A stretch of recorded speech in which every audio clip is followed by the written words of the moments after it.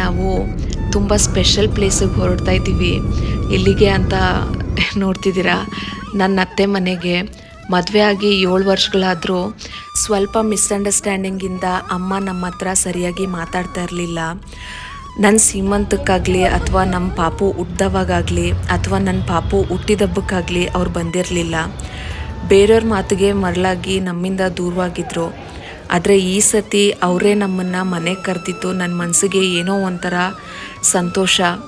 ಅಮ್ಮ ನನಗೆ ತುಂಬಾ ಹತ್ರವಾಗಿದ್ದವರು. 10 ವರ್ಷ ನಾನು ಯಾವ ರೀತಿ ಇದ್ದೆ ಅಂತ ನನ್ನನ್ನು ನೋಡಿದರು.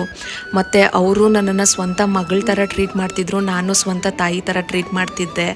ಬಟ್ ಯಾರ್ದೋ ಕೆಟ್ಟ ಕಣ್ಣು, ಕೆಟ್ಟ ಆಲೋಚನೆಗಳಿಂದ ಅವರು ನಮ್ಮಿಂದ ದೂರ ಆಗಿ ಇರೋವಂಥ ಸಂದರ್ಭ ಬಂದಿತ್ತು.